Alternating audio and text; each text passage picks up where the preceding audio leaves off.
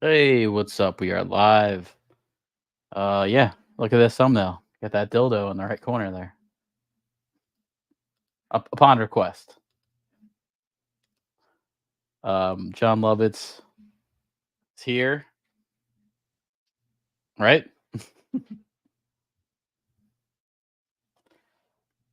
The uh the deal in charge here though looks like it's got like a hump or something. It's like a camel. Oh, Lizzo? No, the dildo. Oh no, it's. I guess someone's bending the first. Like I think it's like a double dildo thing here. I wanted to get an image that wasn't so obvious what it was. I guess probably for like the YouTube Sentinels. So I Oh think yeah, that forgot might about trick that. them. That could trick them though. That was my plan. That maybe this would trick them. But I don't know. We shall see. But yeah, couple things happening with Lizzo. I saw someone actually tweeting about it today, like just earlier. Let me pull up this tweet. I was like, oh, this is a good point. This is a great point.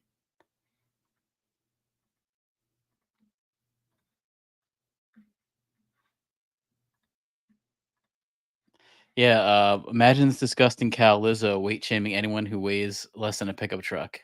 It's pretty true. She apparently has gained weight. On purpose. I was just reading about it. She's had a major weight gain apparently. So I don't know. Like, it is funny hearing that she's talking shit about people's weight, and then she's had a weight gain herself. But you know what? I don't know if I blame her. Like it was about background dancers, and you kind of do want them to be in shape. So I mean, Yeah, that's not I thought her whole thing was body being positivity and fat. So I stuff. thought her backup I to me, I thought I read that her background dancers were too thin and she wanted them to be fatter. No, she thought they were actually not keeping up with their job by their weight gain. Well, that's a little hypocritical. I mean, yeah, but I mean, at the same time, it's like I don't know. What if I could see a dude doing this? You know what I mean? I could see a guy be like, let's say like Elton John saying this. He's not in shape. You know what I mean? Like, Yeah, but he's sitting down at the piano all day. yeah, it's a little different. It's not Or like he's like someone running a like Sam marathon. Smith. Sam Smith's not in shape. So someone Yeah, like I that. don't know much about Sam Smith, but his original like whiny singles, whatever I came across, to now, he does look like he ballooned up in some. Oh yeah. Maybe I don't know. Maybe that was the trend at the time. Just Well, I giant, guess if baloney gained tits are like the 30 trend, pounds in 2 months. yeah, if baloney tits are the trend, then he's really fitting in. He's on trend, I guess.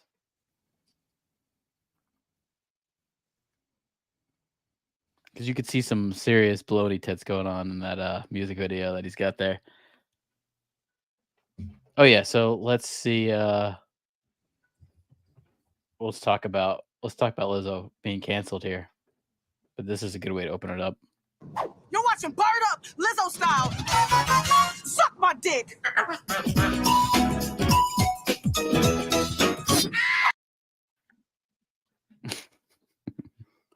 Yeah, so she's being sued by former dancers for sexual harassment. That's what we are just talking about. It's a That's interesting article hypocritical. here from Pitchfork. Um, while on tour, the three women alleged they were pressured at a strip club and they were weight shamed. But This they is didn't also even weird. know it was a strip club. They didn't know it was going to be a nude event until they showed up. Oh, really? Okay. I mean, I didn't know the details of that. I just knew that they Yeah, the were context is very weird. They thought they were okay. I just like see going it. out to dinner, and they end up in a strip club shooting bananas and rockets out of their vaginas and stuff. Oh, I see it here. The lawsuit described it as an after party in Amsterdam where there is legal prostitution and legal nude performers. So, I guess they had a party and they had these performers, and Lizzo wanted the dancers to catch dildos, which is hence our what's going on here?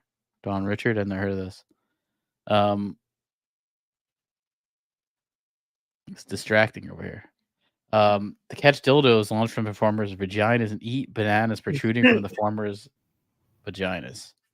So I guess I don't know why she really wanted that. That's kind of a strange thing. Maybe I don't it's think like she's a hazing. lesbian. You think it's You think it's like a college thing, a college hazing from Lizzo? I think it might be hazing. Yeah. She's like a frat bro.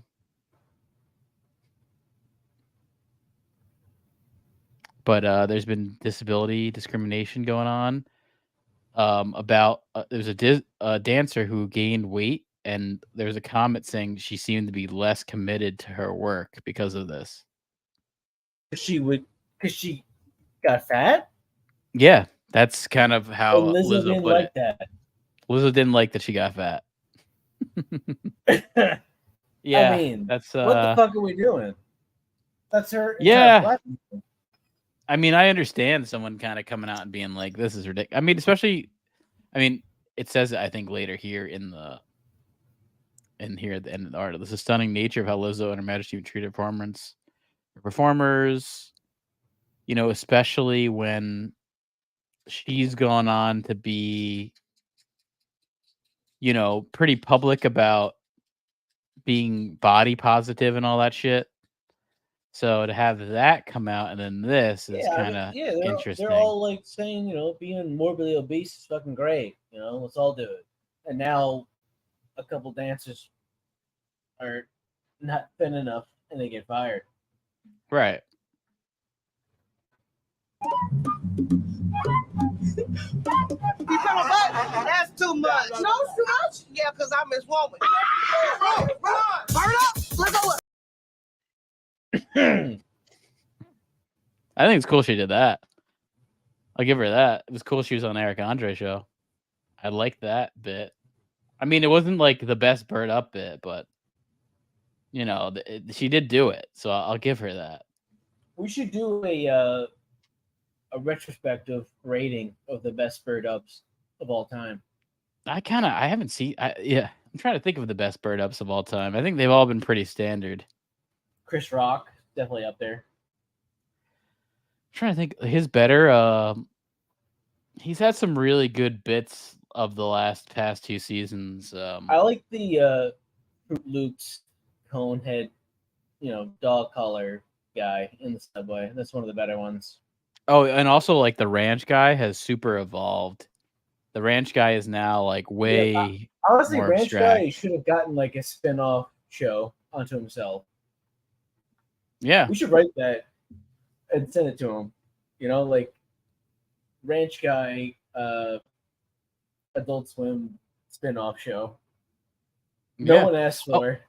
Oh, also that performer, by the way, was fired. And then there was another one of the 2 other dancers then publicly resigned after that.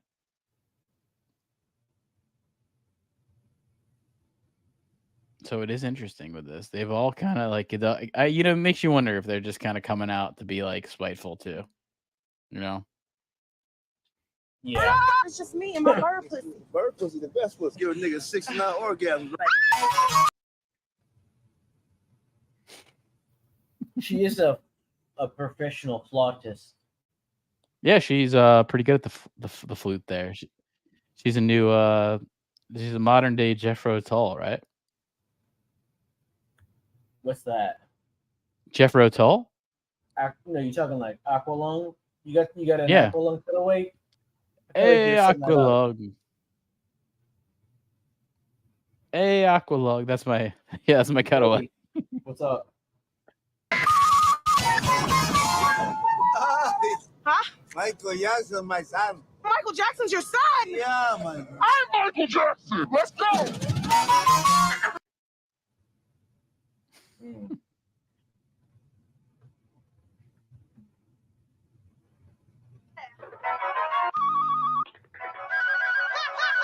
go up.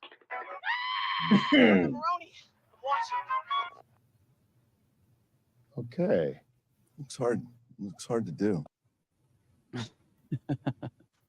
That's honestly that I think is the best season, not the last season that just kind of came out, but the one before it. That might be the best Eric Andre season. The one where Hannibal quit. It's a good one. He's no longer on the show. Yeah, he's no longer on the show. They have better. Honestly, to tell you the truth, it's kind of been better without Hannibal. Hannibal's not funny on that show. I think he's a funny stand-up comedian, but I don't think he's funny on that show at all. I don't Like, know. I think he's a good straight man. Yeah, I don't think you need a straight man on that show, like at all. Well, you don't need it, but it is a nice dynamic to have him going psychotic and then the understated kind of muted murmuring guy could balance out. They have a new well. guy who's better. He's I think he's been on the show a bit, but before this, but his name is Felipe Esparza, and he's almost like a Dr. Gonzo type character. Yeah, he's like 100% better than anything that Hannibal has done. I can like say that for sure. And then here's Blanable. Blanable is the clone of Hannibal, but he's like kind of like messed up like a Frankenstein. He doesn't look like him at all. That's kind of the joke. He shouldn't have hair. That's kind of the joke there. But yeah, Blanable's a good character. I don't think Blanable's in the new season, but Felipe Esparza is for sure. I think he is a comedian too. I think he's a legit comedian. Have you seen I Think You Should Leave, by the way? It's a great show on Netflix. Have you seen any of that? Yeah. You don't remember the sloppy steaks? Yeah, sloppy. I mean, I used to be a real big piece of shit, so I know all about sloppy steaks. Used to like order that shit, and I'd like to see him work with Tim and Eric or something. Well, Eric's not Eric. Tim Heidecker's on the show a bunch. He's on multiple skits on that show. No, but I I want like all three of them together committed on something. I'd say also throw Eric Andre in there too. Something like that would be good. Be super like a suit. It'd be like what's that like when they have those bands that are super groups? Like what's this? Like what's a super group band? What's the one with Roy Orbison? The Traveling Wilburys. It'd be like a modern day Traveling Wilburys of comedy. Audio Slave. Yeah, I guess so. I guess more the Traveling Wilburys. It's like Velvet Revolver, which was Guns N' Roses and Stone Temple Pilots combined. Yeah. But like 20 years too late. Mm-hmm. Yeah, no, I definitely been liking that dynamic. The like washed up hybrid band amalgamation. Oh yeah. Oh yeah. So I've been watching some. With that was like Roy Orbison, Tom Petty, George Harrison, Jeff Lynne. I think there might be others, or did I cover it all there? I think Jeff Lynne is like I don't know. Jeff Lynne's pretty awesome. I think I covered it all. Yeah. Oh, Bob Dylan. Bob Dylan's in that group too. That's like a weird outlier of that group. And Roy Orbison. But I think Roy Orbison kind of died pretty quickly into them doing the super group. I know he recorded the album or maybe a few songs, and then he died, I think, during. They probably planned that, kill him off. Oh, you think they killed him off? Yeah, right before it gets going. That could have been the case. It was like, let's fucking kill this guy so he can get a little more popular. So I'm looking it up. It could be the case. It formed in 88, which is a terrible time for rock. And then at the end of the year in 88, Orbison died. And then they released the album only a little before he died. Makes you wonder. I bet you Paul did it. Paul probably killed him off.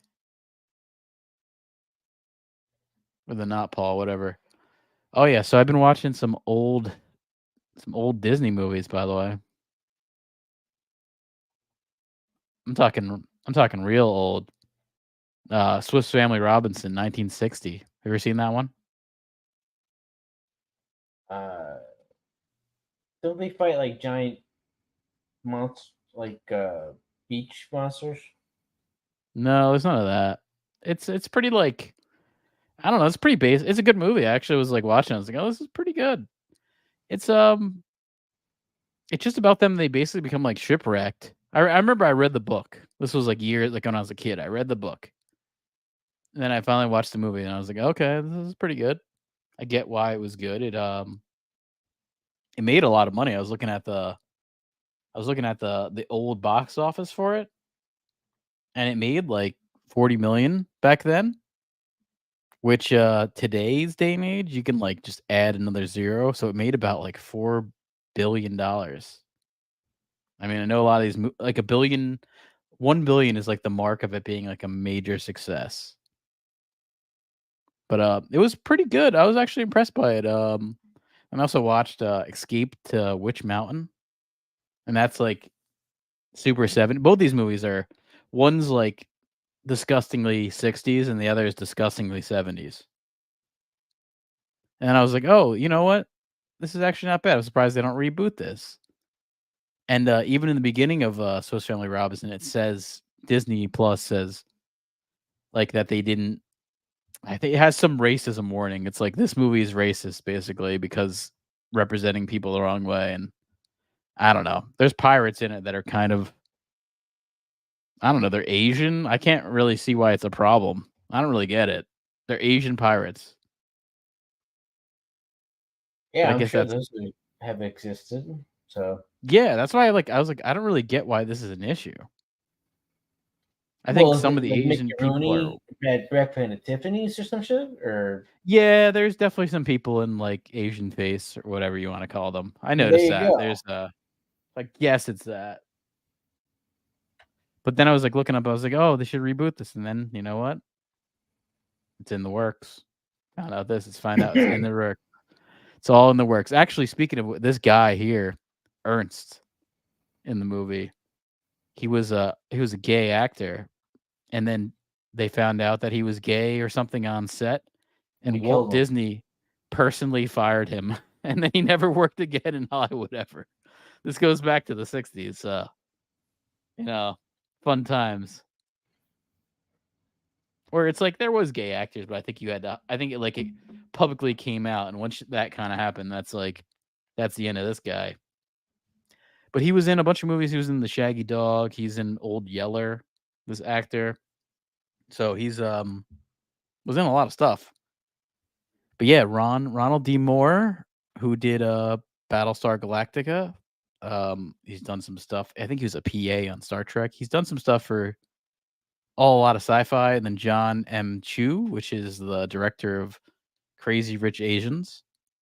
They're developing this for Disney Plus, but this was back in December 2020, so you never know how things are going with that. And then the writer's strike. So this is probably safe to say this is completely canned. But I don't know. Maybe we should write a Swiss Family Robinson. How do you think Disney would do Swiss Family Robinson? First off, I think they'd get rid of the Swiss. They'd make them black or Latinx.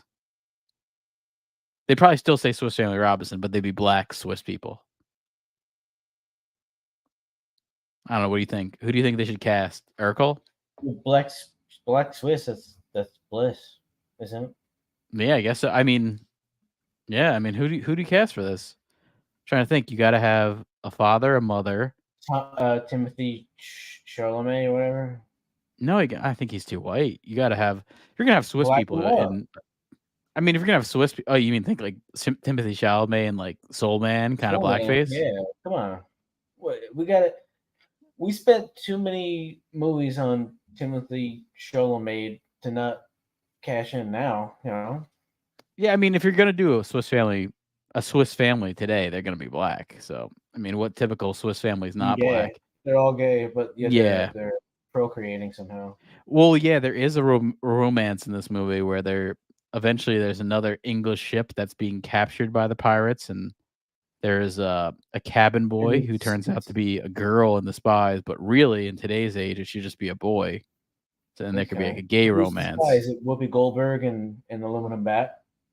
Well, I guess it would be someone young, it'd have to be someone black and someone young. But it'd have to be Zendaya. probably a boy.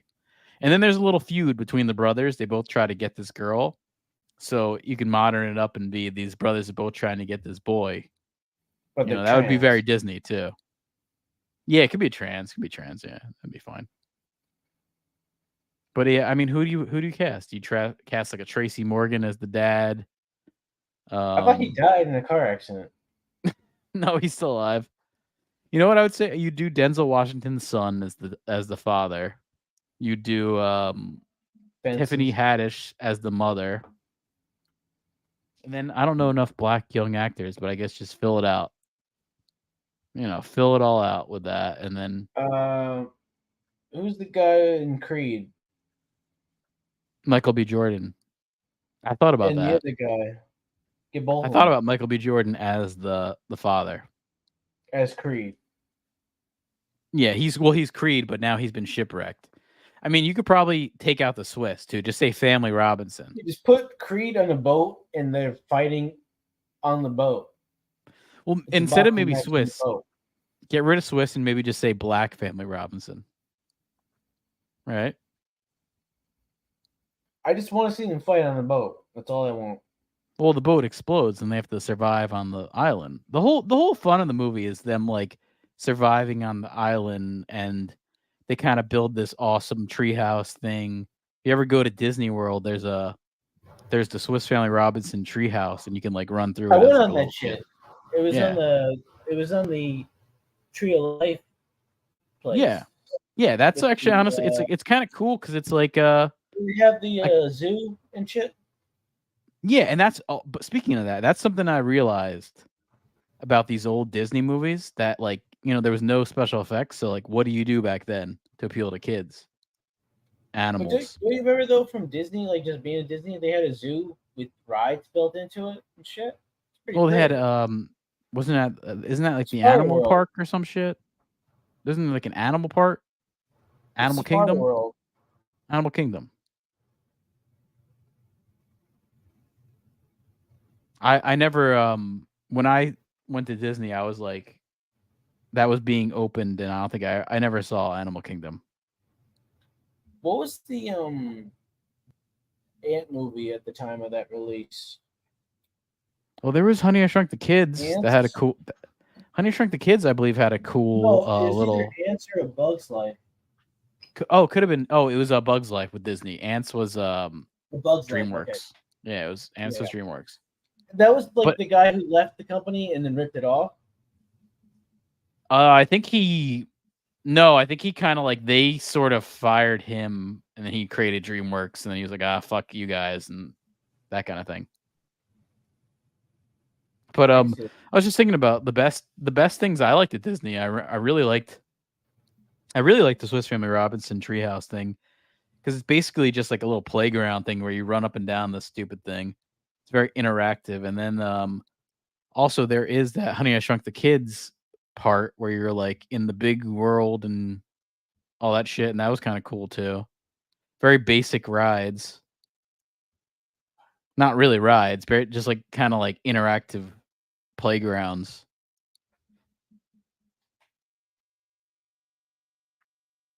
But yeah, I guess you just cast a bunch of black people, maybe some Latin people, and then they're gonna fight over a boy instead of a girl. It's gonna be a boy that they both want to have sex with, I guess. They've been on an island for like 2 years. And then the other thing that I saw was Escape to Witch Mountain. And then I found out. Well, no, this is a 70s movie. It's from 1975, and it's like so 70s it hurts. It's like, it's hard to explain, but it's just terrible 70s movies. By the way, both these movies are 80 like crazy because the audio sucked back then, so everything was done in studio as far as vocal lines, and it's just so obvious that someone's recording this in a booth, which is kind of nice though too. It feels like an old movie. I don't know. There's something nice about that audio quality too. But apparently Bryce Dallas Howard is gonna reboot Witch Mountain with Disney Plus. Okay. And this news isn't that old. Yeah, here's the Rock movie. I guess this kind of didn't do too well. It's got a 42%. And then I was even seeing there already is casted people for this, and they're actually white. Isabel Gravitt and Levi Miller, they're white. So that was kind of surprised to see. I was almost thinking like they're gonna change this up and get rid of this casting. Come on, this is the perfect like I'd say Latino for this one. If we're gonna do black for Swiss Family Robinson, let's do or Black Family Robinson, let's do black Escape to Latino Mountain.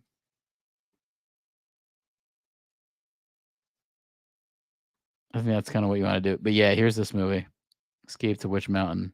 There's UFOs, there's psychics. Yeah, it's pretty cool. And apparently the pilot was written by Terry Matalas, who's he did the new Picard season and it was really good. So that could be interesting. Could see that being good. I don't know. It was you know how everyone's nostalgic for simpler times. That's how I felt watching these old Disney films from the 70s and 60s. Pre identity politics thrown into there.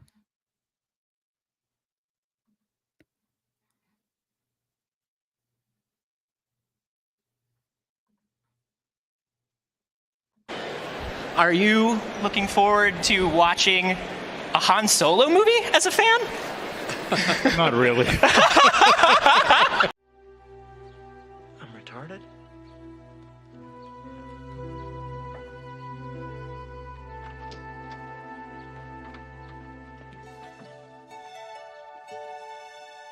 Can you ham bone? What's that?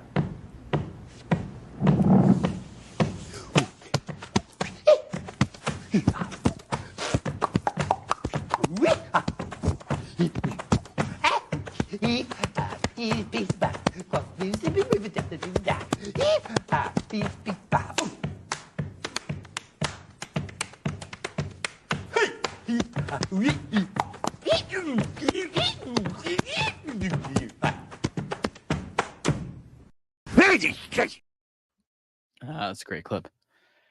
The great Gary Busey, the winner of The Apprentice, right? I think he won.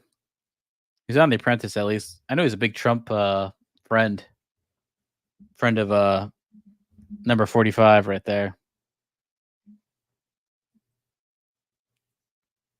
So next thing here is Netflix done with the Witcher show.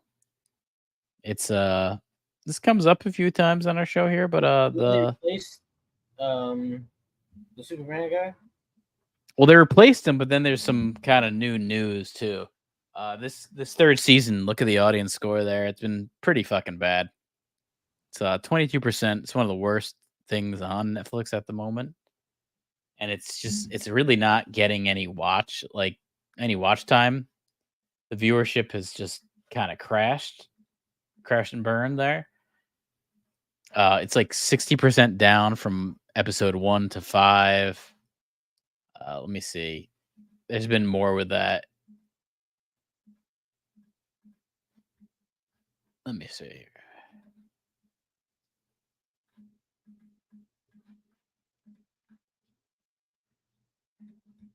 Yeah, basically just the numbers have been.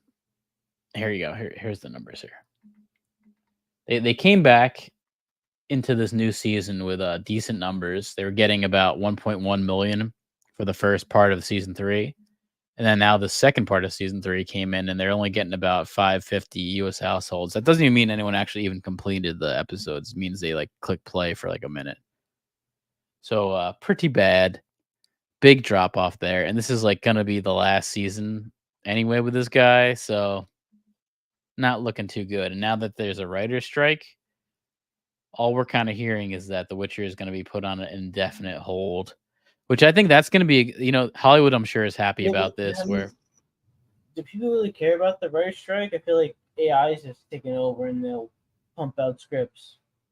Well, it's not really the right. Well, the thing that no one cares about the writer's strike. No one has ever cared about the writer's strike. But right now, the actors are on strike. So the actors are on strike for the writers. It's kind of been like a solidarity thing, and so now everything's getting pushed That, off. But that it's won't also, last I think, long. yeah, exactly. I'm sure those actors are not gonna. Yeah, when they find out like, oh, I'm not getting paid for like 3 months. Yeah, I think they'll be back. No, I think people are just slowly realizing like writers are just unnecessary when you're not trying to create new franchises. When you regurgitate the same bullshit, you don't Yeah. need writers. You just No, and I need think some yeah. fucking algorithm to pump out what they've like studied and projected will be financially beneficial. They don't give a shit whether or not it's a Well, it's idea been or no original secret script or also anything. that They don't give a shit. they've been using AI too, so it's like that's been no real Yeah, secret either. it's like with all this alien shit. Like, you think any of this fucking stuff is new? It's like Oh no, the alien stuff's really they're just old. leaking in bullshit for people to not even care about. I just like even with the alien stuff, I don't get why anyone even trusts it. Like at this point, why would you ever trust the government? It makes me question the government more by saying it's real. It's almost like it's backfiring. If they're trying to like, I don't know, it makes me think they're gonna do something, weird with it, where they're like, oh, there's aliens, so you have to do a lockdown. Like that's what I could see. I could see the government doing that now. I don't trust that one bit. Kind of like a fake invasion. That's what I think is gonna happen. You think? Hey, we'll get to I work mean, from the home, I last guess. time you said we were gonna have a lockdown, we had a lockdown. So please don't fuck around. No, I think it's like if Like, there's gonna be I an vividly remember leaving your house saying like, "Oh, it'll probably last like maybe a week," and then a year went by, and you've yeah been saying for months on end before that it was coming. yeah, because I mean Seriously, I remember hearing about the COVID stuff and it was fucking like November, December of well, we should have bought some 2019. Zoom stock, man. I mean, I don't think I didn't think I also didn't know it would be like that. I don't think anyone foresaw that. I mean, I'm sure there's some insider traders that foresaw that, but I don't think anyone foresaw that it was going to be this. It was over a year. I mean, it was 2 years pretty much. That like really. I mean, I almost feel like things are only finally back to normal this year. I feel like 2023 No, has it'll been never like, be back to normal because everyone who's alive remembers all that shit. Like yeah, I, no, but I feel I like had everyone, to get vaccinated just to apply for a fucking job I didn't even want. yeah, Like but I even I looked had at to do my that. vaccinations. My vaccinations were in 2021, And so now, it's like like, none of that I'm seeing matters like all now. these fucking people getting blood clots and randomly like having cardiac arrests. I'm like, oh great, can't wait. Yeah, well, I think you probably only got it in 2021 too, right? You got it a while ago. I don't think any of that stuff is still lasting inside of us at this point. Hopefully,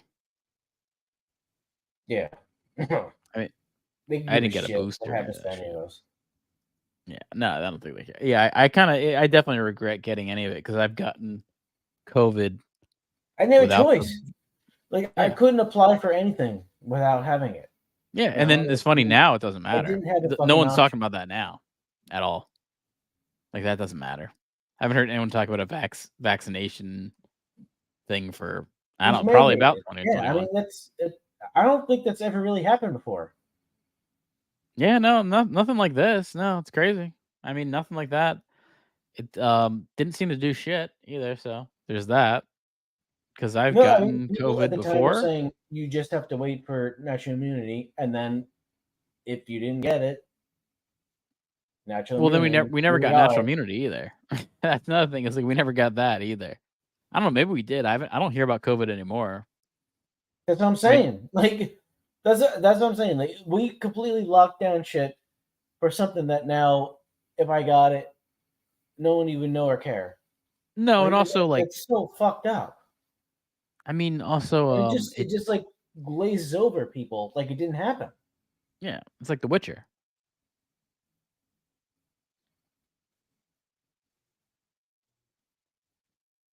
Glazes over like you don't even know it happened. Which you probably don't. You probably never seen any of it, right? Have you seen any of The Witcher? I don't watch shit, man. Like I have sports on in the background. I'm like just grinding out fucking weird ass statistics and shit. I don't really watch a lot of like entertainment stuff, you know? I'm just trying to like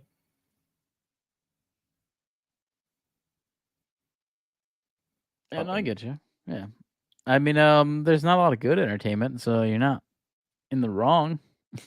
There's very few things to watch that are decent. I think it's like if something comes along that's actually good, it's surprising these days. Even but that's comedy always the stuff. case, you know, it's just they're constantly throwing shit against a brick wall and whatever sticks becomes like zeitgeist pretty much. Yeah. You know?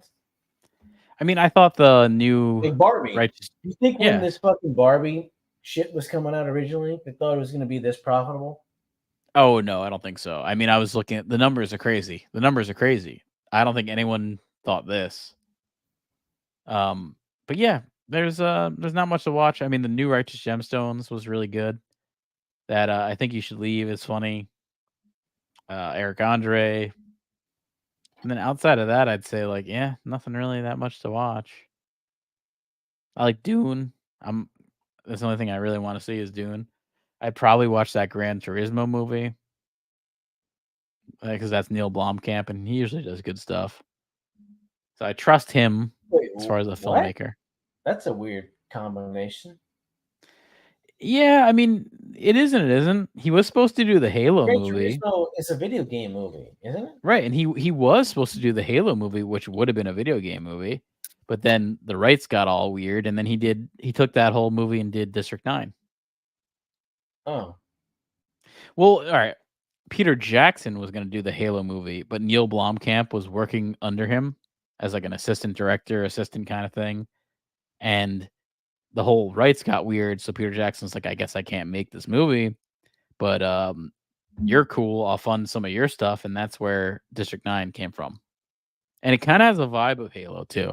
Kind of reminds me of the aliens in Halo, the District 9. You know what I mean? Like, I think they took pre-production and are like, well, we might as well not waste this and use it on something. That's really where he got started.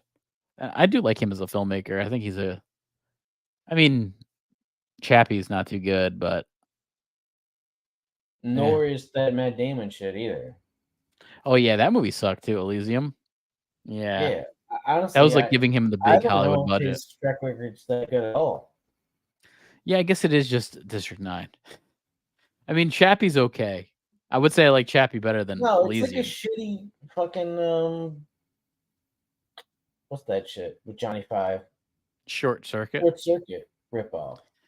Yeah, it's different That may though. have to be like some, more like violent, weaponized like creature than some like goofy kind of. I kind of like his portrayal of like future poor people in these like shitty areas and tech involved. So even with Elysium, I like the production design of Elysium. You know, like that. I will say I like. Same with Chappie. It's South Africa. Yeah, and I like that whole look and everything. I think it felt there's a cool vibe to that. Just like where they're at. I think there's a little bit of a look though. Same with District 9. You know, like all that. Like so, I like the production design. I mean, Gran Turismo doesn't seem anything like that, but it does seem decent. It just seems like a pretty good movie. And I don't care a shit about cars or racing, but I'd actually probably see it. And I mean, it's kind of about a guy who plays Gran Turismo, and then he's like, it's like all these teens that play Gran Turismo and they're really good, and then they get kind of like drafted to be actual drivers, and that's like what the movie's about. And Orlando Bloom is the coach, as is the guy from Stranger Things, Hopper. It's weird to see Orlando Bloom. You never see that. He is kind of a kiss of death, besides from Lord of the Rings, though. I mean, I can't think of anything he's really been good in besides from Lord of the Rings. I guess. I mean, he's in Pirates of the Caribbean. I don't know if he really helps out that series. But yeah, Witcher is put on indefinite hold. It was supposed to be Liam Hemsworth that was going to take over the show, but this is a good time to cancel a show. You can blame it on a writer's strike. You can blame it on an actor's strike. This is like the time to do it. There's gonna be a lot of things that like were announced that never happened because of this whole situation, which is probably for the better. It's like a good way for like Hollywood to clean up their their trash. They could, stuff it under the bed. They're done with it.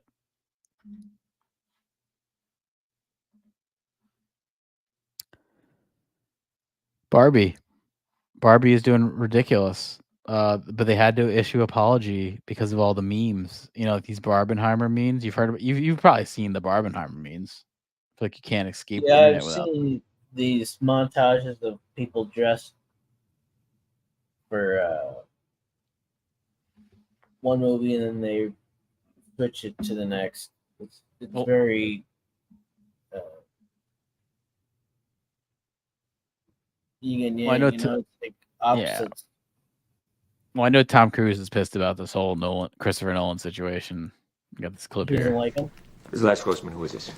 This is Flaming Dragon! Oh, okay. Flaming Dragon. Fuckface. First, take a big step back and literally fuck your own face! But yeah, Barbenheimer movie has provoked angry backlash in Japan. Who could have thought, right? It's all kind of happened from, I guess there's been some Barbie Oppenheimer memes. And then I think the official Barbie account tweeted something because, it's been kind of just a funny joke.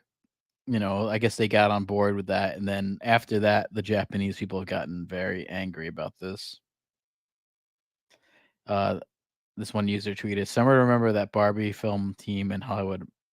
More than 200,000 deaths by the end of 1945 by two trusted bombs are something they feel comfortable joking about to promote their promotion of their summer blockbuster movie." And Barbie is set to release in Japan. Oppenheimer will not release in Japan, but fuck, it's doing really good in China because they fucking hate the Japanese. They love that shit. They love seeing that. Yeah, but the box office is fucking crazy as far as Barbie. It's already like gotten crazy with this. I mean, I want to just pull up the numbers here. The numbers are nuts. It's and Margot Robbie pitched this movie to the studio saying this is gonna be a $1 billion movie, and then she even said, like, I guess I was probably going overboard. But right now, it's already at 790 million. It's gonna hit probably like a weekend more. It'll hit $1 billion. And that's only, I mean, we're talking, what is it? It's only 2 weeks it's been out. It's only 2 weekends, so one more weekend and it'll probably hit $1 billion, which is fucking nuts. And internationally has not yet been released in Japan, so they kind of want to cover their tracks. So they did issue an apology about the Barbie movie. Here's the tweet that was deemed insensitive and then got some backlash. Even Twitter kind of chimed in to do their little like warning kind of crap. Here's the poster that someone made of Barbenheimer. I guess that pissed everyone off. And even Twitter put this little context thing. This is like what you'd see during COVID, where it'd be like, this is fake news or this is misinformation. They just let everyone know what happened with the bomb. We know. We know. It's more just for fun, having a funny joke. But you can't have that these days. No. You can't have that. And then even some like Japanese people, I don't know if they're Japanese or just some people who are pissed off by this. They started making jokes about this, where they made this post of like, what do you think of this image? What are you doing? This is the same shit. Shame on you. And this is Barbie with the World Trade Center. And I don't think they understand. They don't understand American humor because everyone's kind of just enjoyed this. Somebody even started making a T-shirt to sell this. I think everyone has kind of just loved this. Like, I think most people just find this more funny, that image, than offensive. Maybe Japan should do the same. I think a lot of Americans just have accepted the sickness of how marketing works, and something like that is a weird joke, you know? Yeah, and I think we live in like a weird joke. That's kind of. I think honestly, the post-COVID world has just been like, no one gives a shit. No one gives a shit at all. It Like, feels like we're living inside of a meme world, and no one takes anything seriously, and everyone's just like accepted and sick of all the bullshit that we just kind of are just accepting. yeah, no one takes any of this seriously. People, you can actually buy this T-shirt here, which I'm sure has sold. You know, like this probably has sold. It's only $20. You can get this Barbie 9/11 T-shirt right here. It's only $20. You can get a hoodie of it. I think it sounds like a good, probably a good product there. Well, it's especially hilarious. if it goes out of production very fast because it got canceled and it's only limited that have been printed. Well, whoever is making money off this is a smart motherfucker. I'm sure they're actually making something off this. Good for them. But dude, I am a little shocked at the amount of people, because like I said, I went to see Mission Impossible last week, and I was just shocked at like the amount of people Theaters? going to. Yeah, I went and saw it, and it was okay. It wasn't anything. Every time you like see something in theaters, you should put on like a GoPro and just document the entire experience, because I can't believe it's still even going. Yeah, I mean, theaters are going. I mean, theaters are now like every single thing I've seen has been kind of like no one's there. And then when I went and saw Mission Impossible, the whole theater was like super crowded. I mean, no one went and saw Mission Impossible. They all went and saw Barbie. And there was like, I think there was 4 showings and 4 theaters that were showing it. It was just the whole, you could basically make I'm sure movie theaters are like, we can make like the majority of our theaters Barbie and actually make money, because it really is making money. And, you know, everyone's like in pink, and it was like a whole thing. You know, it was a big thing. And this was a Thursday. It wasn't like I mean, that's, you know, better than like a Monday, but even the Monday box office like things we're seeing are crazy. It's been doing crazy. But there has been an apology issued for this Barbieheimer thing. I think they want to cover their ass for Japan. But really, if I was them, I'd be like, who gives a fuck? This movie's already made more money than anyone thought it would ever fucking make. They issued an apology talking about how insensitive it was. We consider it extremely regrettable that the official Twitter account for the movie Barbie reacted to social media postings of Barbenheimer. We take this situation very seriously. I mean, can you really take Barbenheimer very seriously? The amount of money it's generated, yeah. Yeah, I know, but it's like obviously like a joke. It's like if you can't really take it, come on, it's a meme. You're getting offended by a meme. We're asking the U.S. headquarters. It's like a dead meme at this point. It's been. Yeah, it's old. It's like. It's funny. It's a very short shelf life. Yeah, it's 2 weeks old now. Like this movie's only been out for 2 weekends, and it already feels. Yeah, it already feels like that. The initial done. Draw is gone. It's dead. But the studio has corpse. They've released a sincere apology, so there is that. At least it's sincere. Maybe the new thing will be just releasing these like meta bullshit apologies where they don't even care what they did was wrong anymore. They just want to fucking make fun of everything. Yeah, I mean that's kind of how it goes. Yeah. Actually, I found this, which is kind of cool. The most underrated westerns of the 1970s. Let's see this. This one site always has good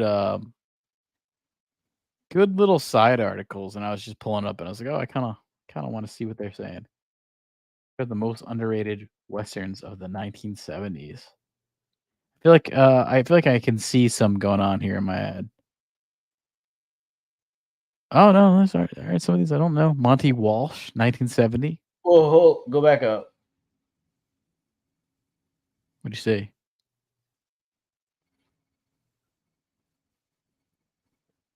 Who's on the left? Oh wow, John Wayne. Just John Wayne. Like a big pink fat faggot. Yeah, well, I mean, that's basically what he was, right? big pink fat faggot. You tell all those John Wayne fans from the 1950s. They'll love that. Monty Walsh, you got Lee Marvin.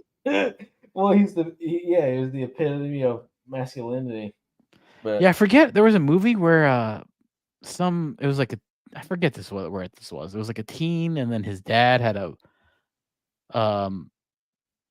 John Wayne tattoo on his back or something, and he made I forget what this is. There's a John Wayne tattoo on his back. I gotta find out this movie. What is this? It wasn't a bad movie. What is this fucking movie? Oh, it's called Running Scared. Have you ever seen Running Scared? It's actually like a decent. Paul Walker. Yeah, it's like a good Paul Walker movie. Who said it was good? I've seen it. I thought it was actually pretty good. I think like 7.3 is accurate. Maybe a little like I'd give it like a 75%. And then like, take modern day and age for grant, like, kind of average it in. This is probably like a 90 with how movies are today. It's actually probably one of my favorite Paul Walker movies. I don't know what that says a lot, but Well, that's because you only saw him in 10 other Fast and the Furious movies. well, I think he's only in a couple because didn't he die? I don't think he's in that many. I feel like they He's not really in that many. got a lot out of whatever they film with him. You know what I mean? Like they edited around it to make two or three movies out of what was probably one. Yeah, for some reason his IMDb stops at They kind 2014. of milked his death in a way. Yeah. He died on 2013, but he got some they've stuff been in doing the the pipe. same thing with the Tupac and all that kind of shit. Yeah, I'm looking at his movies. Shit. Yeah, this is easily his best movie. Maybe Meet the Deedles is next. Oh, he was in Pleasantville. Pleasantville is a decent movie.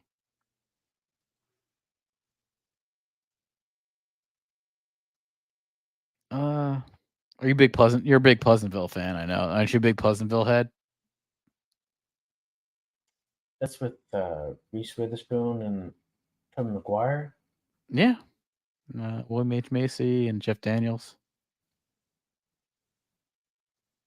Another one. I've seen it several times without even trying to.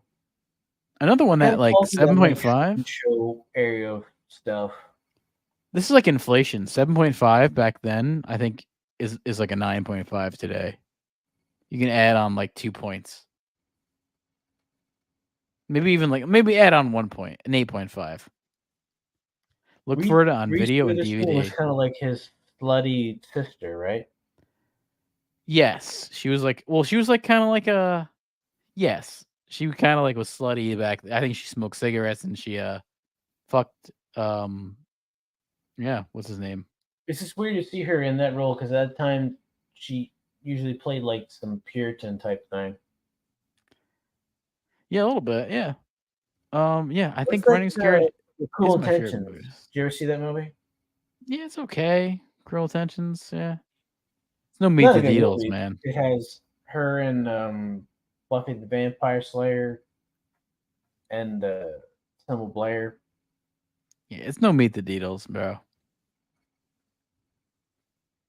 I've definitely seen Meet the Deedles. Have you ever seen Meet the Deedles? Have you experienced Meet the Deedles? I've seen this cover, and I didn't know what the fuck was going on. See, this makes sense more for me because I had a sister, and this would have been more of that Disney Channel age.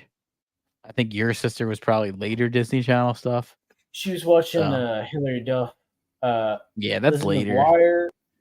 This is pre. This is 90 shit. This is 98, bro. This is pre Lizzie McGuire. Yeah, they got some. They got those little prairie dogs in this movie because they're in Yellowstone. It's like surfers that go to Yellowstone. Yeah. Drive what? That's it. I think they kind of. There's a geyser that they ride. That's sort of the joke that they can't really do anything out there. So they make like these skateboard things. It's kind of like a Yogi Bear meets a teen comedy. That was the vibe of it. Bad vibe. But yeah, Varsity Blues was okay. The Skulls is okay. I would definitely say, I'm telling you, Running Scared is his best movie. So I'm gonna stand by that. No, I'm not trying to disagree. It's just in context. Yeah, Yeah, not a lot of good stuff. you're not saying a whole lot. Yeah, not a lot of good stuff. Monty Walsh, I've never heard of this. Next one, They Call Me Trinity, 1970. I guess this is a comedy. It's a spaghetti western that's goofy. They're all kind of goofy. Don't know. Have you ever heard of that? I never heard of this one ever. No. Rio Lobo. So this is the John Wayne one where he's in that pink shirt like a little faggot. Yeah. Directed For a by the bit. legendary Howard Hawks. He's a unicorn soldier. I guess so. Oh, sorry. Union. Oh, he's a Union soldier. Yeah, well, he's a unicorn as well. Pat Garrett and Billy the Kid. We got a movie by Sam Peckinpah. He's really good. I love his shit. Yeah, he's pretty good. This one I've never seen. You got Chris Christopherson in there, Bob Dylan. For the Apocalypse, 1975. Lucio Fulci. There actually are some movies in this that are interesting. Usually a horror director. So I could see this being kind of cool. Kind of playing into that Sergio Leone. Yeah, I feel like, Dario Argento type horror and spaghetti westerns are not that far off. Yeah, this one is a Clint Eastwood one. Never seen. This is not in the Man with No I Name think series. it's a rape revenge. Yeah, not in the His family Sergio gets Leone raped, movies. murdered, and he avenges them and meets her along the road. Okay, I could see that. It's funny how they made so many of these movies. Now, this one I have seen, Duck You Sucker. This is a Sergio Leone movie. This is part of that. It's kind of part of that Man with No Name franchise. I don't think Clint Eastwood is in this, but I don't believe he's in. These movies blend for me. But it is good. It's completely his style and all that stuff. I think my favorite is Once Upon a Time in America. I think that's my favorite. Or is it Once Upon a Time in the West? Yeah, that one. Yeah, that's probably my favorite Sergio Leone movie. I think just the music in it alone is so awesome, and performances great. Ennio Morricone. Yeah, Nina Morricone. What's his name? The guy from Death Proof is in it. What's his fucking name? The guy with the ruddy face.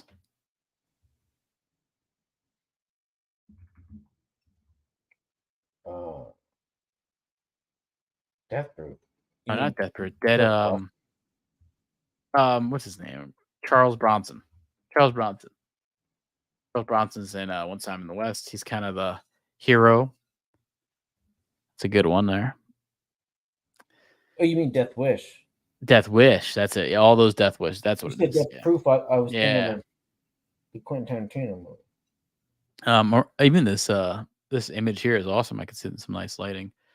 And God Said to Cain, the spaghetti western. I mean, it was funny how there's a bunch of these little spin-offs. Antonio Margaretti. I saw I think they're all descendants Sylvester too, you know? Stallone, Arnold Schwarzenegger, and Bruce Willis, and they're all just kind of saying that everything they've done, all these like action hero movie fucking roles, they're just westerns without being westerns. It's the same. Oh shit, yeah. just Well, it's the same thing, man. recontextualized Like over and over and over again.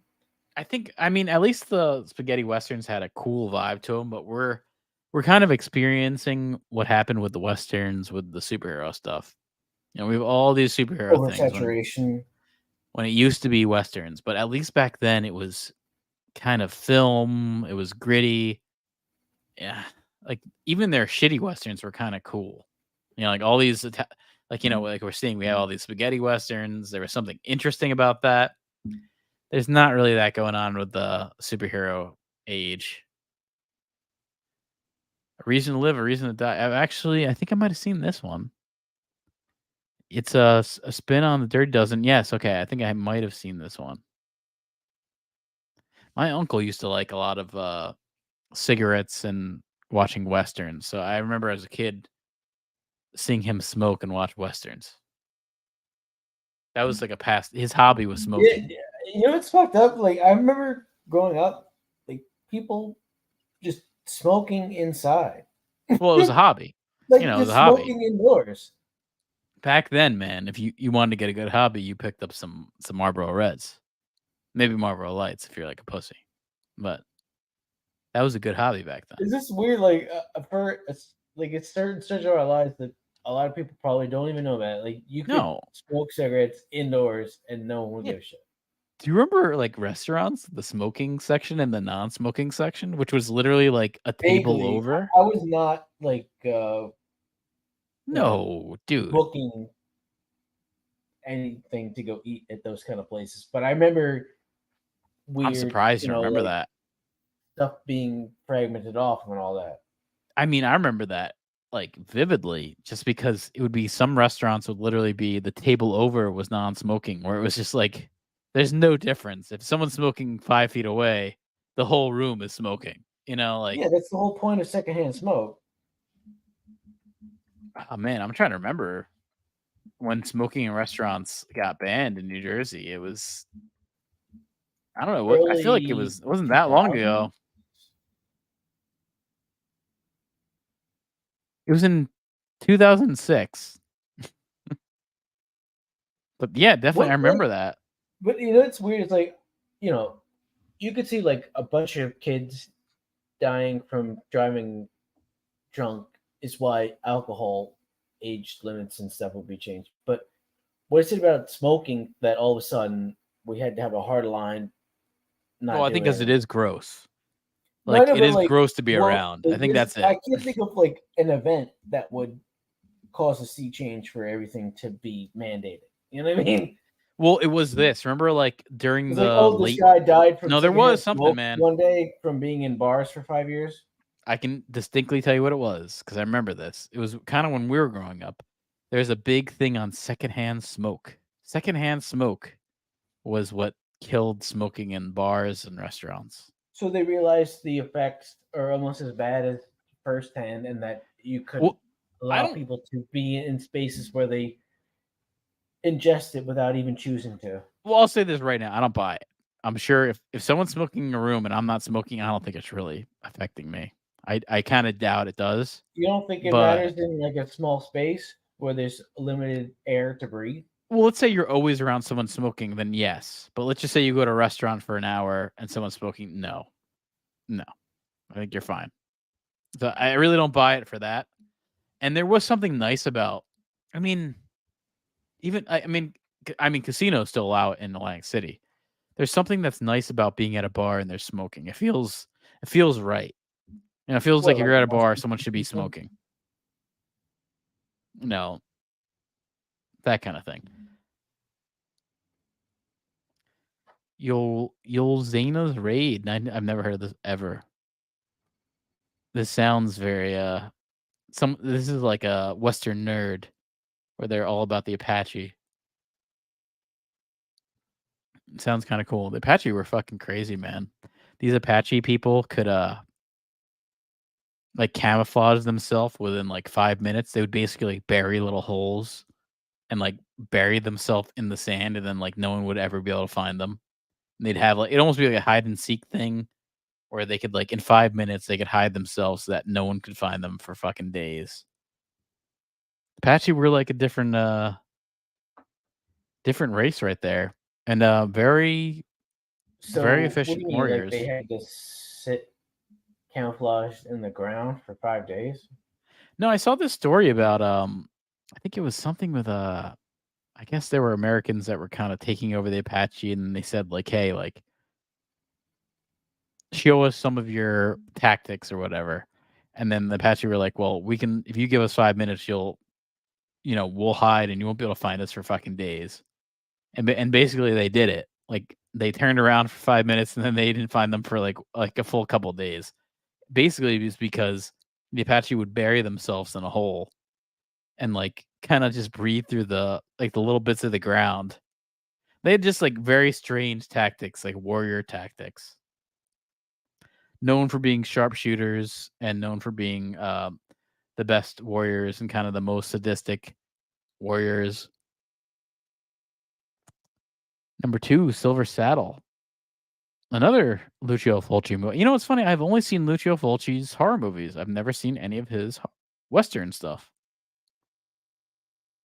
I'm curious at this. I'm sure there'll be a lot of good ADR.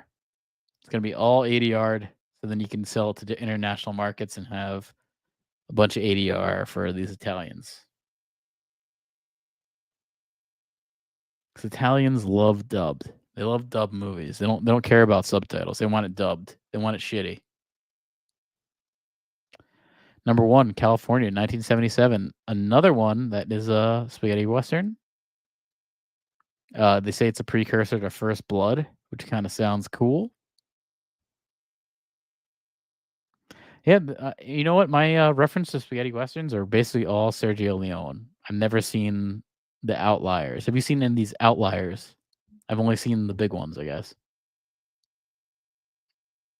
No, but that might be good. No, I think they kind of are. I think they're this is gonna be a list I save. I'll say that. I want to see some of these. I always like a good western. You like that Alien one that we had a while back? That movie really wasn't that bad when I think about it. That Cowboys and Aliens movie. It's okay. What's it got? It's like kind of interesting. Harrison I'll give it Ford, that. Olivia Wilde, Paul Dano. It's a decent cast. Oh, you had the main guy. Oh, you're forgetting the main guy. What's his name? Daniel Craig? Well, I'm not forgetting him. It's just kind of. You're purposely forgetting him. No, it's like it's redundant to bring up because he's the star. Okay. I'm trying to think of the other parts. I think Sam Rockwell's in it. Yeah, Sam Rockwell plays this like saloon, and I think his you got wife that is really hot in Spanish. What's her name? I think you have that guy who's always the typical Native American cast. I'm gonna show him his he's always cast as the Native American. From that Here he is. movie with Adam Beach. Fucking what's that shit where you beep a bunch of stuff? Yeah.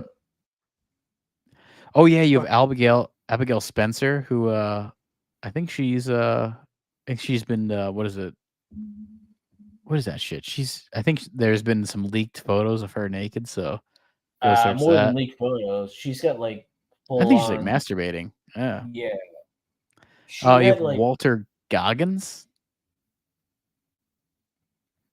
Great.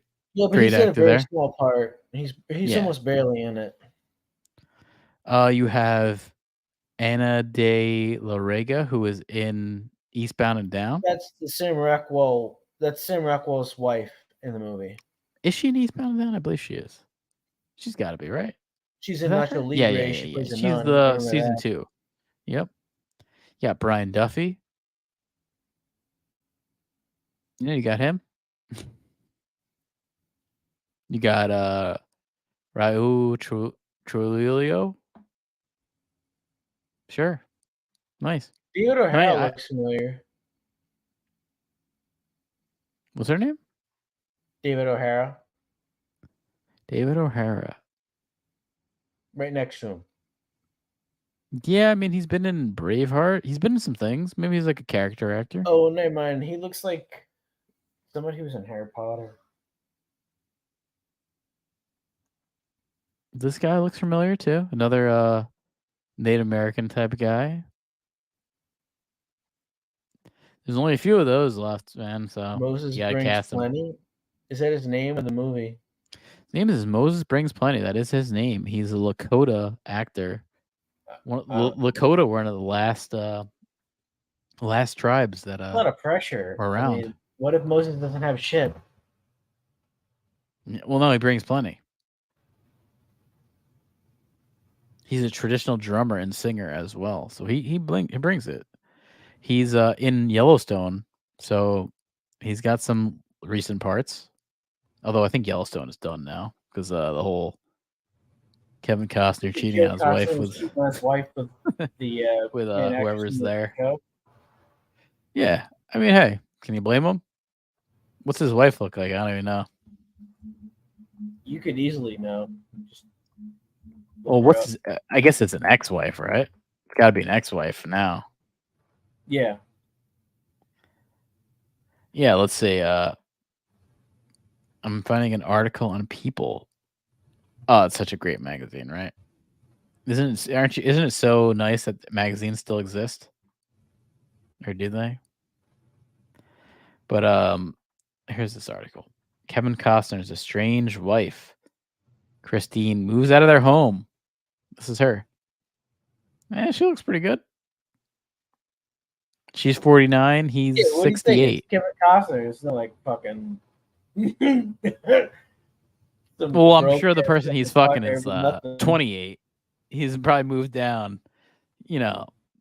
49 is a little old. Come on. Let's go to 28.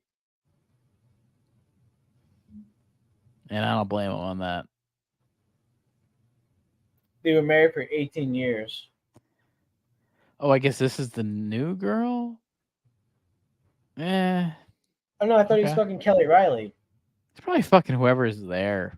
And I'm sure it's like I thought it was whoever. the main person on Yellowstone. Oh, I doubt that. What's her It's funny name? how they manipulate stuff to make you think that's what it is when it wasn't. I mean, I doubt that. I doubt that. But yeah, no, I'm seeing that is the rumors here. You know what? She doesn't look like super young either. She's got to be in that same age frame, right? Is she British? Let's find out. She is an English actress, yes. She is born in Chessington, which is like the southeast of England. So yeah, she's English.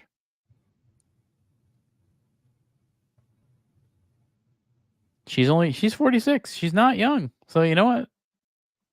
Maybe he's not really robbing the cradle. That's surprising. That's what you do. That's what you do when you get some money, right?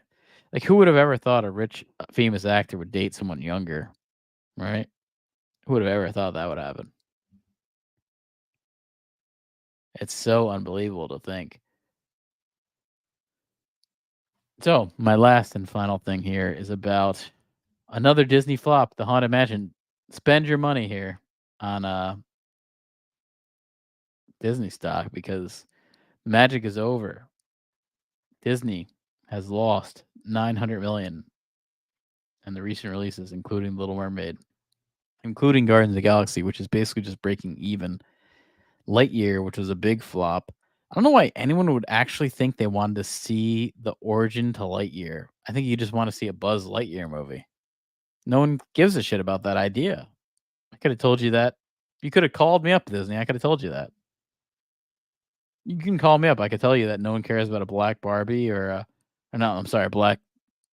Well, people like black Barbie. They might care more if that was the case. No, there was a black. So I watched Barbie on I found a cam version. So I mean, I found a cam version. I watched some of it. There's a trans Barbie, by the way. It was what I saw was kind of funny, but I kind of couldn't watch it.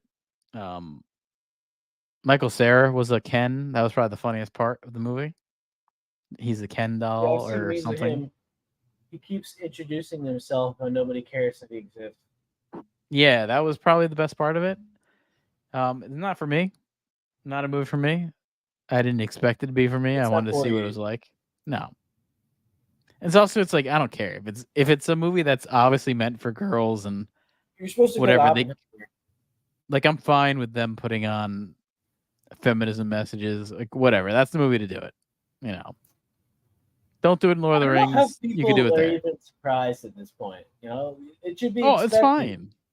And then it's for that audience. It's being like creative with it is what is good and interesting. Well, the only thing that I'll give it shit for is, if you're gonna make a movie that's a Barbie movie, don't you want to gear it towards kids to buy the fucking Barbie product? Because this movie's geared towards. I saw like what I saw. This movie's geared towards like 30 plus women. It's like that's a No, I mean, like, strange all the market there. people that You don't I want to know give of that kids to have this. that age demographic are all into seeing this movie. So I think that's really what they want, because they know if you get people of that age demographic, their kids are automatically coming with them, and that's just more money. You know, you I don't need guess. to cater. I don't know. You don't need to cater to people who have no money to bring other people. Like, it doesn't make sense. You want to From cater what to I people who saw, have an automatic audience with them just from what I by saw, it would have been a context. mistake. It would have been a mistake bringing your kids. I even heard it at work. Someone did see it with their daughter at work. It was a lady I work with, and the last scene of the movie is Barbie going to a gynecologist, and at the end of the movie, her daughter asked her, "What's a gynecologist?" And that opens a whole other can of worms, right there. So it is not a movie for kids. So Ken fucks her, and then she goes to get the baby boarded. No, I think it's kind of a joke on this whole plastic not having an genitalia thing. I don't know. I think that's the joke. I don't really get it. It was a very halfway through the movie. There's a very forced feminist agenda, but I mean, would you really expect anything less? Especially with the last scene is about her going to a gynecologist. Fucking crazy. But $900 million are lost. This is the time to buy stock in Disney. Well, I mean, we're Right. already 30K deep. I mean, yeah. I'm honestly like, I have not bought any Disney stock, but I'm really thinking this is the fucking time. Haunted Mansion's like bombing like fucking crazy. This is what this is whole segment's about. But it is bad. The company has cut 7,000 jobs. We're looking at 5 billion cost savings just from those 7 billion jobs. DeSantis has had a big, stink with Disney. It's been a big stink. I just saw the Magic gave him a bunch of money. Bob Iger, really? Really? No, I did. DeSantis. Oh, okay, DeSantis. Okay, I could see that.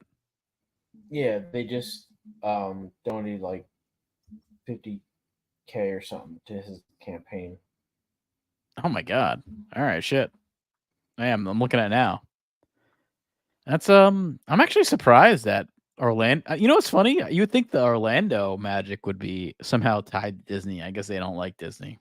That's actually kind of. I'm sure they have a vendetta then against Disney if they're gonna give money to DeSantis. But haunted. I mean, they must, right? I don't know. I feel like Disney generates a lot of attendance for them. Yeah, you would think so. That like it's true. You would think Don't you that think just like the average I agree. reader who wants to go to Disney World is going to go to a Magic game too?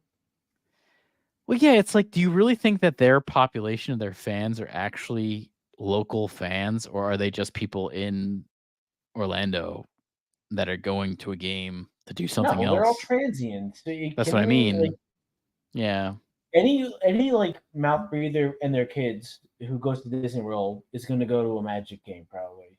It's kind of like Vegas, all the Vegas teams, baseball team or football shit. You know, like it's all the like- same market.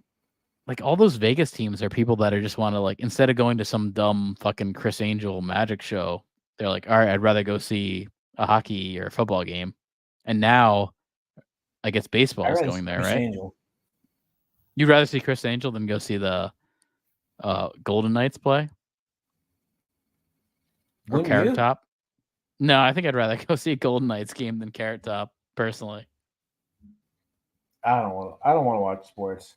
It's boring. I just rather see the aftermath and the results. I don't know. It's like, let's say you're like forced to go to do something with the family where you have to. Everyone wants to go. When people in Vegas, they want to go see a show. That's like a big thing. I got to go see a show. I'm like Jiminy Glick. Gotta go see a show. Or it's like the Witch Museum. Like, what do you think the actual Witch Museum was? It wasn't. Oh, actually, I heard from a coworker. I heard he said it was like actually pretty good. Museum, right? No, my coworker said it was like actually I trust him because he's got a good opinion. He said it was actually pretty good. He said he took his kids there, and he said about 20 minutes into it, he realized this is not for kids.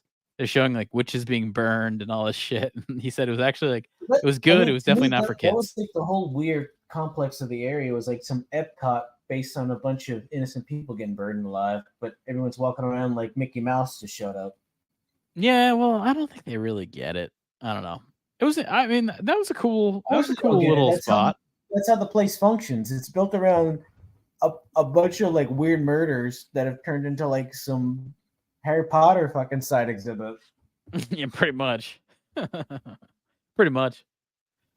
Good. I have to say that some good bars though. I like that Bit Bar. Bit Bar was kind of cool. By concept, we just went there at a bad time when a band was playing and had to listen to shitty loud music. But I like those barcades. That was a good barcade. Haunted Mansion is going to continue the streak of Disney's flops. This is from the New York Times. During Barbie and Oppenheimer continue to dominate, Haunted Mansion has done shit. And they've actually said, "Oh, it's because actors on strike and no one can promote the movie."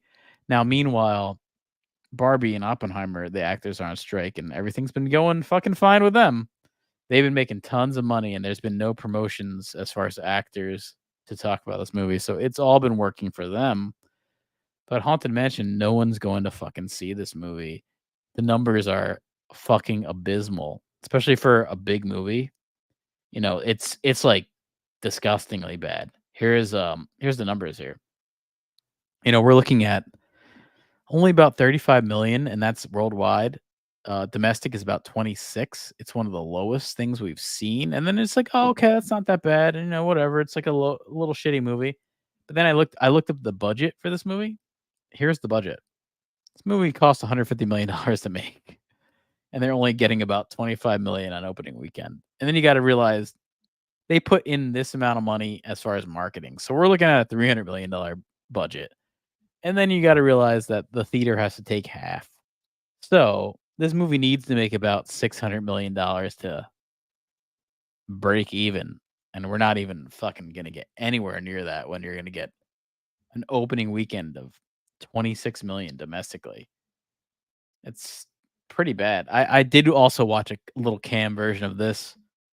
I couldn't get too far through it. It just seemed pretty, I don't know, just kind of boring. You have, what's her name? She was hot back in the day. What's her fucking name? She's a Spanish actress. She was in Sin City. As Vega? Rosario Dawson is the Oh. mom. She's in this, yeah. She's in this. And then you have Was Rosario Dawson with fucking Eric Andre? No, she was with Cory Booker. No, she was with with the Eric new- Andre too. I don't think so. Look it up. Looking it up now. Eric Andre has gotten, by the way, some oh, she was. This is way back. Eric Andre has gotten some. She's a lesbian now, by the way, or so she claims. Everybody that could is. be. You gotta be. It Yeah, just that helps. could be for promotion there, because I'm a lesbian too. historically, Rosario Dawson is not a lesbian. I'm seeing a lot of different men she's been with there. You remember in that horrible fucking Clerks reboot where she's fucking Dante? That relationship is so unnatural. That would never happen. Like that. Yeah. She would have zero interest in that fucking motherfucker. Oh, no way. Yeah. I don't. Honestly, I he'd rather definitely probably don't be believe she's a dead lesbian. than fuck that guy. Oh yeah. But also Eric Andre was recently with what's that girl? She was a model in that fucking stupid music video. With that guy who's from he's the son of the Kirk Cameron show guy or whatever. What's that Kirk Cameron show? What's that Kirk Cameron show you love? Kirk Cameron. Yeah. I know you love that All one the show, family? Growing Pains. It's Alan one of the Thicke. two. Alan Thicke is the dad, and he's got a son called Robert Thicke. Is that his name? Robert Thicke? Oh, the guy This from I'm White I'm Lions or figuring this whatever? out as we go here. And then Robin Thicke has a music video. This is all connecting the dots. Robin Thicke has a music video called Blurred Lines, Yeah, which has it's like rape relations. which has the actress. I don't know if she's actress is saying probably more than she actually is. Model. Oh, model's probably saying more than she is. Semi porn star. That's probably saying more than what she is. Roger Gronkowski or something like that. John Gronkowski's Robert Gronkowski's cousin. I don't know where you're at anymore on this news story. No, I'm going through the news. What's her fucking name? Rakowski? What's her who you ever see Blurred Lines? Oh, Emily Rakowski or whatever the fuck you mean? That's it, man. Emily Radkowski. So Eric Andre was dating her. That's where I was going with that. Eric Andre dated her Okay, recently. that's like shorter list than the names you tried to figure out. Yeah, no, it got far to get there. It took a long way to get there, but that's what I was trying to say.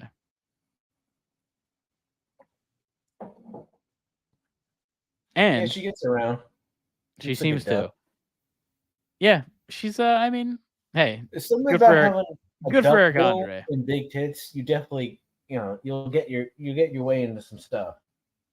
Yeah, because I think right now she's with somebody else completely. I think that's her thing. Yeah, she has no talent, so she's trying to Right. fuck her way to the middle. Right. She's with somebody else now, I'm sure. Maybe a Kardashian or something. The male Oh, that'd be Kardashian. interesting. So she's in a lesbian relationship with one of the sisters. Maybe Neil Patrick Harris. I think Neil Patrick Harris is not gay anymore. Yeah, she's with Neil Patrick Harris. That's her new boyfriend. No, I'm looking this up. So it's not Eric Andre anymore. It is her new boyfriend is Harry Styles.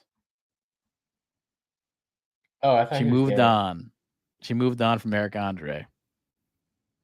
But you know what? Good for fucking Eric Andre. That's a good moment there, I'm sure. But moving back to this tweet from Luis Fernando. Great follow, by the way. I love his tweets. Everything. He's very movie related. Big fan of. You want to follow someone good who's talking about the box office reports. A lot of geeky stuff there. Big fan of his stuff. Most of his tweets are good. I've actually noticed he seems to just be talking about a lot of good stuff. He'll have a lot of good statistics. If you like movie statistics, he's in there. Or already looking. Here's a good example. Already crossing 800 million globally Monday. It's fucking nuts, man. Greta Gerwig, I'm sure. Oh man, she's raking it in. She's gonna be able to do whatever the fuck she wants for a long time. And I think she's her. put in her fucking dues. She's been around for a long time.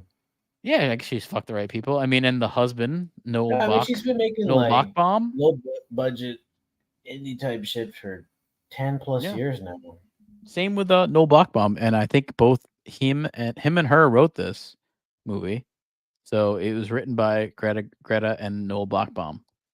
So he's sharing in the success as well. But ultimate, isn't he? He's that Wes Anderson fucking acolyte. Yeah, right. Wes Anderson ripoff kind of Squid and Whale guy. Yep, totally. No, he's not a ripoff. He's an acolyte. Different. I don't know if he is an acolyte. They're friends. Yeah.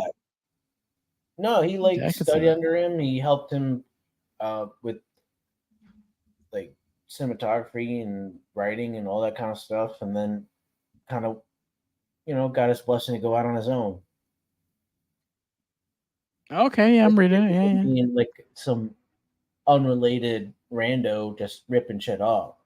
Yeah, I mean, also, yeah, he's got a history of some good stuff.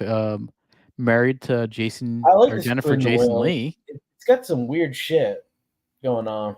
Yeah, I don't married, like the Eisenstein though. I can't stand that motherfucker. yeah, And Helen married. Hunt. Oh no, it's not Helen Hunt. What's her name? The mother.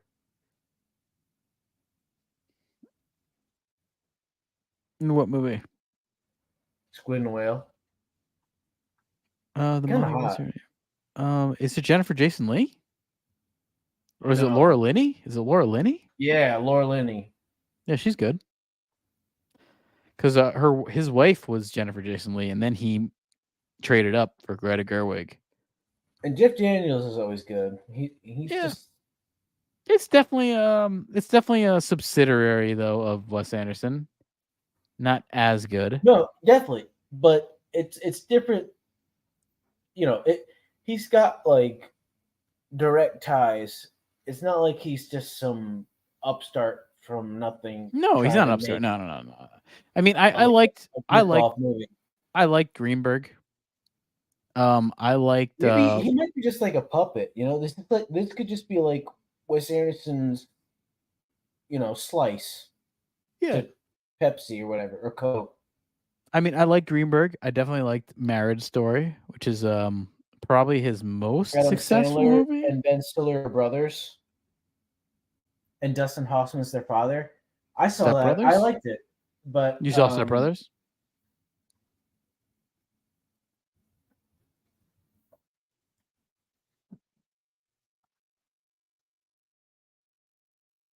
The Catalina wine mixer.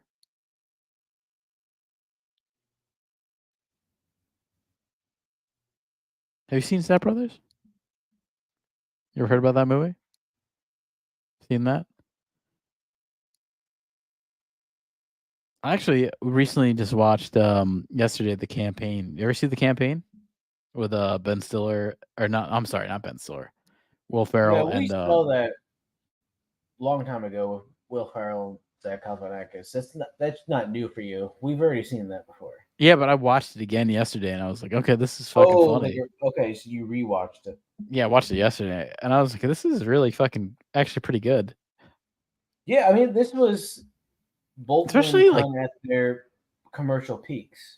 Especially there's like no comedies anymore. So I was like, when I watched it, I was like, this is really fucking good, man. Like really good. I could see Well, I could it also was, you know what it felt like? The Between Two Ferns brother into a Yeah. movie. Yep. And then kind of like a Danny McBride vibe with everything that was going on with Will Ferrell's character. Like I really get why Will Ferrell has funded everything with Danny McBride once you see that movie. I was like, okay, this comedy is pretty Also, his pretty part just felt close. like a continuation of his George Bush stuff. Yeah, a little bit. It's funny. It was actually like I was just definitely impressed by it. The only thing I don't think I like is the one guy who's his campaign manager for Galifianakis, who's in American Horror Story, Dylan something. With the guy with the eye patch from Yeah, Dylan McDermott. I'm not a fan. Don't like him. well, yeah, there's a reason you don't see him anymore after that. Yeah, not a fan. That was probably like his last, proof that you're worth putting in stuff, and he didn't. Yeah, but going back to the Haunted Mansion here, it had one of the lowest Disney park ride based film debuts. It's sad to say that there's been multiple park ride based movies. Well, there's Pirates of the Caribbean, so that one made a shit ton of money. But then we also have Tomorrowland, we have Jungle Cruise. The best thing about Jungle Cruise was they released this documentary series that was about behind the attraction, and it was basically talking about. So actually, like it was really good. It was on Disney Plus and was talking about all the rides and kind of like their start, like where these Imagineers back in like the 60s and 70s making these rides, And that was actually probably like one of the cooler parts. Way better than these movies, I'm sure. But Haunted Mansion, look at these fucking numbers. This is fucking sad. I feel like I can make more money making a movie myself. Just gotta make Sound of Freedom too. I'd make more than this. I just gotta get Mel Gibson involved.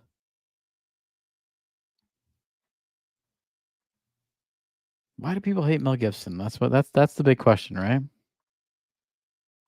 Why does everyone hate Mel? But it should be like the opposite of Everyone Loves Raymond. He should make a sitcom. Everyone hates Mel. Have you seen the final season of Grownish? No. Never saw that. Has anyone else asked you that? Never. I mean, let's call David Spade a David Spade. I've never heard that once. Me either. I just saw the ad. You ever heard that David Spade reference though? Let's call a David Spade a David Spade. No, how's it go? Well, you've heard people say, let's call a spade, right? Yeah, but it always has this weird connotation to it that I don't fully understand. Kind of like a racist thing, right? Vaguely. Vaguely racist. Well, that's America, man. It is. America's been I'd say like vaguely racist for 25 years. Me not trying to say a word I'm thinking. Right. I think most companies are kind of that same thing. They really know that they're vaguely racist. Like everything. Xbox, vaguely racist. Yeah, I mean, I work for, a bunch of Jews, and the entire day I'm trying not to say like. Well, they're the chosen people. They're fine.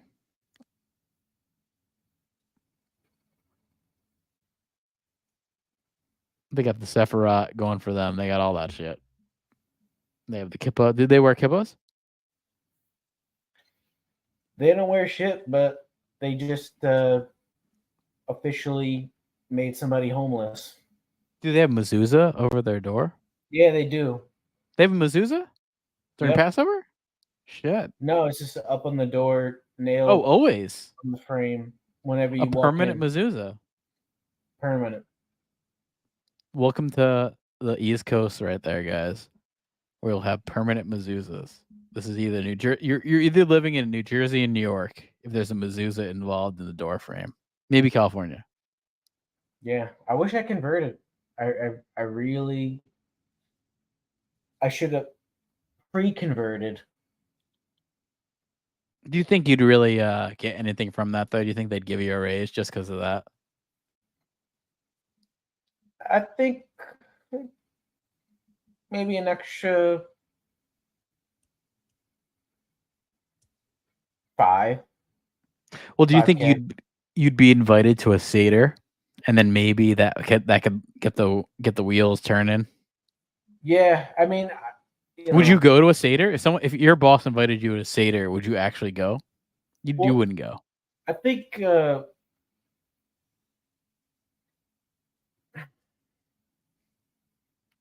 I can tell you now, you wouldn't go. I really do. I think I could have got myself an extra 5 to 10 if I had pre-converted. Yeah, you'd have to go to the events. You couldn't just say you're Jewish. You'd have to see their kids scavenging hunting for the money during Passover. All that shit. I would have to watch his kids get his penis trimmed or whatever, Foreskin. Yeah. Yeah, I would have to have been there for that. But for that'd be funny. Also, you really creep them out. You're like, what are you willing to do? I'm sure. You're like, I'm not going to the Passover Seders, but I'll go to the brisks. Any brisk, I'm in. I'm in for the brisks. You can really creep them out with that. Came in, and I had a full beard, and this motherfucker was about to put me on the staff. Mm. I should have. Yeah, I got to do the opposite. My company. I think shaving my beard cost me 5 to 10. Yeah, my company's very Italian Catholic, so I got to do the opposite. I got to have the rosary beads around my neck or something. have like a like a Pope bracelet or something. I don't know. What are they? Well, I don't know what these fucking wops like with their religion. Oh, you're a WAP factory? Well, sign me up, Oh man. yeah, Bring me in. I'm in the wrong place. yeah, but Catholics are not. I don't know, man. Catholics There's are no not. affiliation. It's not there. Like, there's no Yeah, like they're the worst. Like, love. no, yeah, Like, they have these no love motherfuckers for are other so Catholics. insular. If you're not Yes. within that world, they like you might as well not exist. You know what I mean? No, and even if you, I don't know, it's like there are Christian worlds where if you're even like Jewish stuff too, it's like when even Christian stuff, like let's say you're in the church, it's like, oh, we'll scratch your back, I'll scratch yours. Catholics are like, no, you don't see that, or maybe just New Jersey, where it's like bullshit Catholic. Everyone's like Catholic by standard, but no one really cares. They don't go to church. But really, it's just like better to fake it than say like, oh, I'm an atheist. You know what I mean? And then it's just like, Oh well, I mean, oh, you might do as you well ever really be say a that? fucking like a leper. The best thing to do is like what that guy did in The Mummy, where you have every necklace of every religion. I know. That I was know, you like sent I that always think clip. about that. When you sent that clip out, I was like, oh my god, man. That was the moment I realized I fucked up. I should have just been like scrambling to learn some Yiddish a couple weeks after my interview. Yeah, no, Benny from the Mummy. I gotta find this clip. This clip is I do love this clip here. I honestly often think about it. I really do. It's like I have to say, like I think about it often. Maybe It's like a good twice a movie week. though. Like in general, like Rachel Weisz was looking real good back then. Oh yeah. This is peak Brendan Fraser. You got this ambiguous kind of Egyptian guy who's helping him. Yeah, kind of like an Aragorn type guy. Yeah, he is Kind of like an like a Aragorn. Or no, maybe he's he more like might a be. Strider than Aragorn. Yeah, maybe he might play. He's more of a Strider because Strider is like still that like, you don't know who the fucking guy is. Yeah, he looks And then like he he's like a becomes rhythm Aragorn guitar later on. player. He's like a rhythm guitar player in like an alt rock band. Like Okay. that kind of thing. But here's this clip.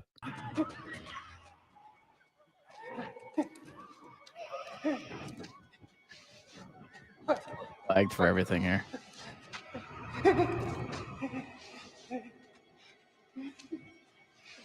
This guy looks just like my uncle. Weird.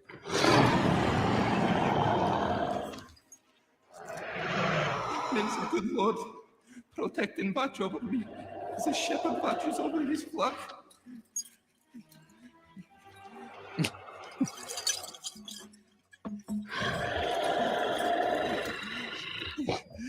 يا إلهي سيبني أمي خافني. Zoroastrian.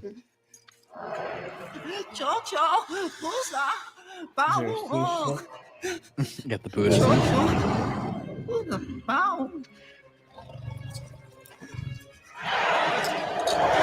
The chosen ones right here. Who directed this shit?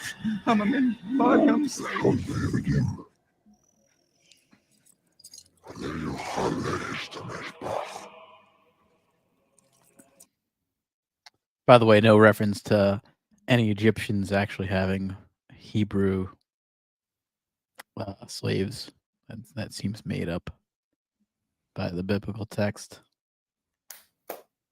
Especially coming from a place like Egyptians they're very documented on a lot of their things they're working on. There's no writings about Hebrews. For sure, there's writings about Hebrews in the Roman times, for sure. But not in the Egyptian times. I don't think they really had Hebrew slaves. Seems like a little bit of an embellishment, huh? Who would ever thought the Bible would have done that? I'm seeing these Blue Beetle trailers now. Oh yeah, that's gonna be a big hit, right?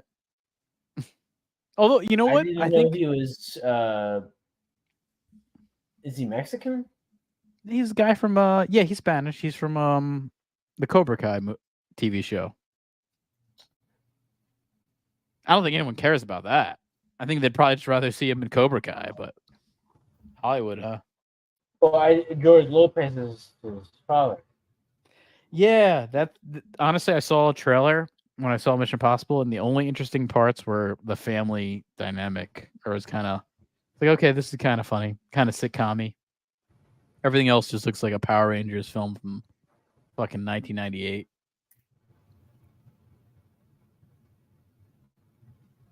Yeah, although I bet you it will make more money than people expected, just because I do think Barbie and Oppenheimer have kind of reignited this movie theater boom. Maybe. I mean, that's my theory. Maybe they ignited something. Maybe that also means the strike will be over pretty soon, because Hollywood will be like, all right, we made our fucking money. We don't give a shit what you want. Just fucking, we'll give in. I could see that. I want to see Dune in November, so end that shit. Give Timothy Chalamet his money. Give Zendaya her money. Maybe, I don't know. Maybe she's I don't know. She could be trans. Could be him. You think she's trans? I mean, She could. Who isn't? She could be It makes no sense to not be, because you're just alienating.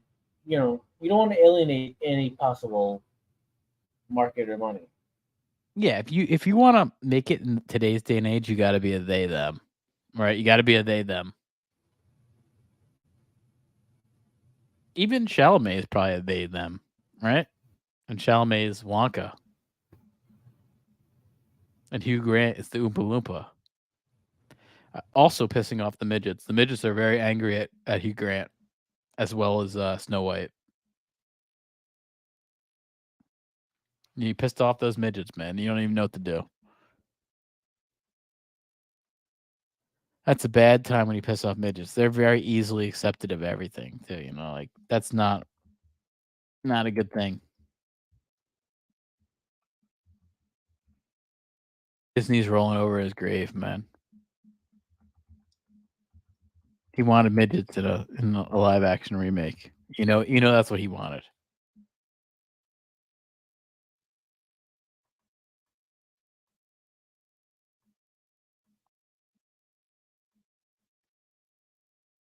Here's Walt Disney on those midgets. He wanted this. Paintings like these were created by Walt Disney and his staff of artists to make the most daring adventure in the history of motion pictures, with new and amazing characters: Snow White, warm, human, the lovable 7 dwarfs. But let Walt Disney tell you about them himself. Dwarfs' names fit their personalities. This pompous-looking individual is Doc, the self-appointed leader of the group. And this little fellow is Bashful. He's secretly in love with Snow White. And this funny face is Sneezy. He has hay fever. Yeah, that's always really funny. Eyes is called Sleepy, and Happy here with the beaming smile. He's got a chronic illness. That's really funny. And old Sourpuss here is Grumpy, the woman hater. And then you got a retard. Last but not least is Dopey. He's nice, but sort of silly. See how he said that? Sort of silly. You know what he meant. He meant something like this. Get like a Hitler stash going. Well, I mean, come on. It's Walt Disney. Knock those together. No. Holy shit! Bobby, stop! Bobby, stop! With you? That was sort of silly too, right? That's kind of like a Dopey. I need more Down syndrome clips. We need a lot more of those. So I've realized. I think I have 2. I got 2. I only have 2 Down syndrome clips. I'm retarded?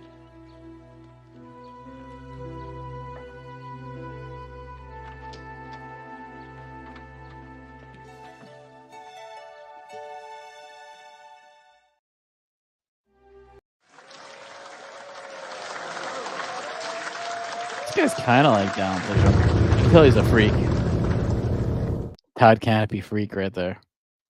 Yeah, there's something wrong with him.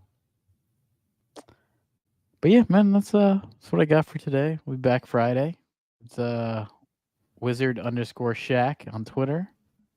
John Lovitz has 30K in Disney stock. He's only counting. It's only going to be going up. We do. Yeah, well, Yeah, come on, that's some insider You're, trading. you're You don't on want- the. You don't want to tell you're my on the financial for things. 29 of it.